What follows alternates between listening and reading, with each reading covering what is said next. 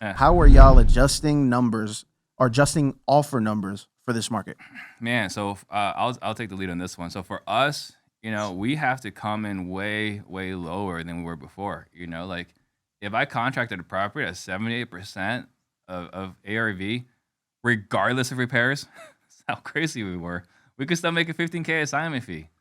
Now we got to be at 70 at most, minus repairs, minus our fees. Now here's the thing: I want to touch on this top home buyers because the way you're asking the question, I think it kind of goes against our sales process. And our sales process is we don't make offers. Our sales process, you tell me what you want, and I'll let you know whether I'll pay it or not, right? So if you're making offers, you're saying the number first. You can't not say the number first if you're making offers. Whereas I say, hey, Chris, how much are you hoping to walk away with, right? We're not talking about how much you want for the house, right? We're just saying how much you want to walk away with. There's no anchor attached to how much you're hoping to walk away with. But if I say how much you want for your house, there's an anchor. You got Zillow, you got Redfin, my realtor, all these other guys tell me how much they're going to offer. You got all these high anchors that are killing you. Hey, Chris, how much are you going to need for you? Hey, man, make me an offer, man. So, but I'm not saying that you don't ever make offers, right? My point is that you should never be saying I'm willing to pay this amount because you're going to overpay for some houses, and not overpay in that you're paying too much for the house, but overpay in that you left money on the table.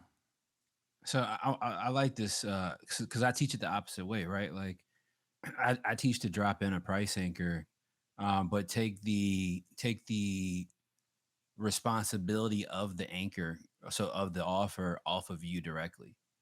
Yep. People always don't like the deliver of the information. Hmm.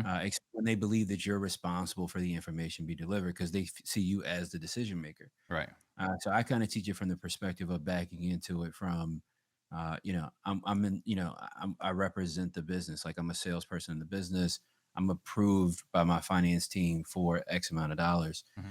because I like to negotiate. Like I think that, and you know this, right? Because I think or know rather that you believe the same thing. Like sales is art. Like it's an art form, It really. is.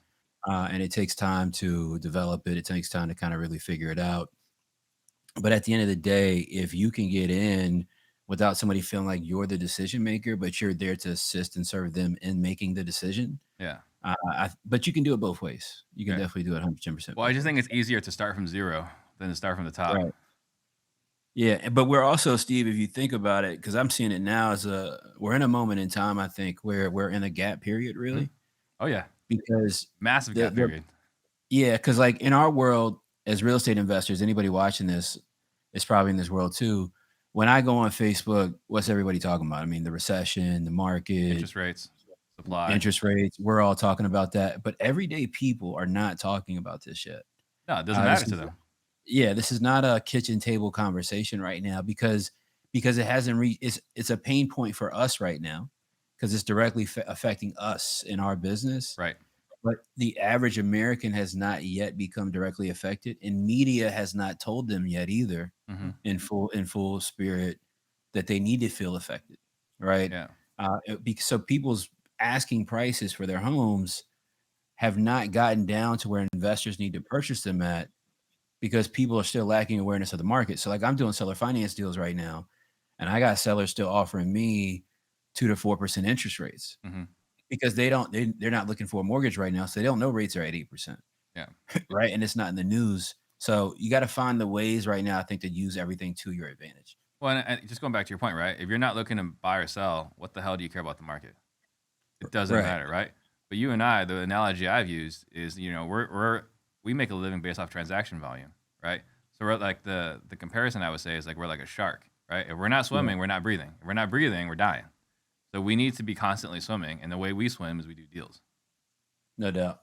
right? So that's why everyone, all our peers on Facebook are freaking out right now. Here's the thing, though. What's a word that was like a big buzzword, huge buzzword, for the last year and a half, 2 years that you don't hear anymore? What's that? Scale. How do I scale my business? How do I grow my business? No one's talking about that right now, right? Remember But when every ad in the whole yeah, industry was how to scale, how to scale, how to scale? yeah, right. And so right now, who's doing the best or who's hurting the least? The people that didn't scale, I agree with that. right? Like agree I with got that. overhead, right? If I'm not doing deals, I'm hurting. But if you're a solopreneur, right, and you don't have a lot of marketing expense, one wholesale deal takes care of 2 or 3 months of expenses. All right, let's stay here for a quick second, man. This is great. So why Steve then? Because I think we're not me because I wasn't complicit. All right, but I think a lot of marketers were very guilty. A lot that have also been on your platform too, right? In pushing the narrative of scale, scale, scale, scale, scale. Mm-hmm. And I do agree, right? You got people that got 20, 30 employees and just whatever else that are having to cut back, yada, yada, yada. And I'm in this category, right? Like I'm not removing myself from this. Right. And so that's why I want to ask you. So it's what do you think the people should really understand about making money in the business and remove the thought of having to scale? Like, how do you see that? Because I think people don't think they can make money if they don't. So I had this realization. I started learning from a couple different guys outside our industry, and what they talk a lot about is having a solvable problem, going closer to your goals versus more. And the problem that a lot of us have is that we're not crystal clear on what we want, right? If we're crystal clear on what we want, then we know exactly how to get there. And like a GPS, right, Google Maps, it can tell you exactly where to go. It can tell you when you're off track. Well, for us, our default is more because we don't know what we want. So if we don't know what we want, then all I can do is compare myself to Chris, compare myself to RJ, compare myself to Eric. I like what he's got. He seems like he's got a good thing. How do I get more of that? Versus being crystal clear on what does Chris want, right?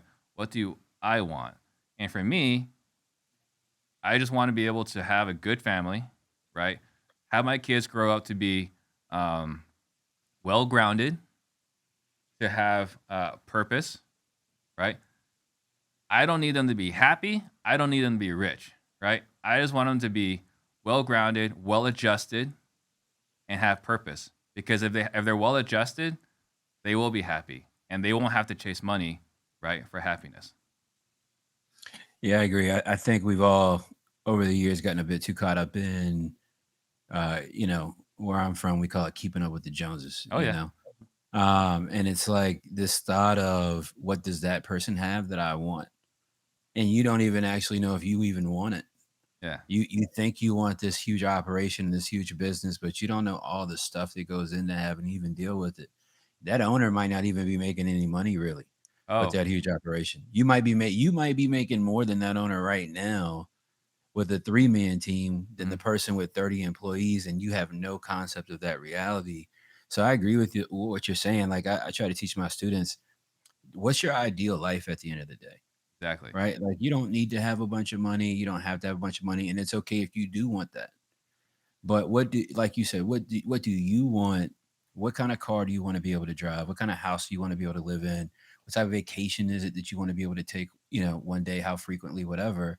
And then what does that cost? Like, what does that life cost to have? Do you want your kids to be able to have tutors? Do you want them to be able to go into the top schools?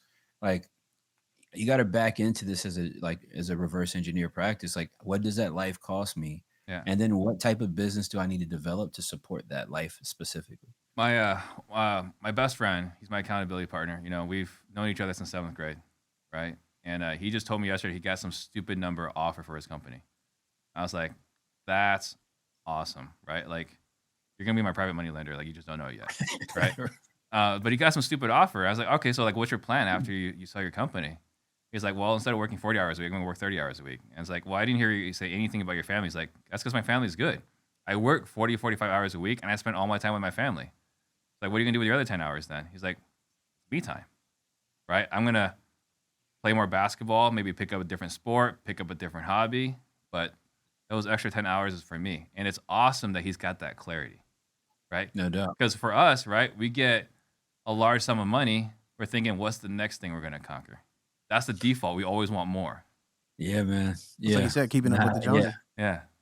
I laughed when you 100%. said I don't need my kids to be rich and happy. Like at first I chuckled, but then like to Chris's point about keeping up with the Joneses, I grew up with a very infamous saying being heard repeatedly: "It's more money, more problems." You may think you want $1 million, but do you want the $1 million problems? Yeah. I want Sounds the $1 right. million problems. Yeah, no You doubt. say you want it now. We'll wait till you get those $1 million problems, and it'll change a little bit. We got They're definitely expensive problems, man. I can tell you that for Yeah, sure. and Already. they're problems that can potentially wipe you out.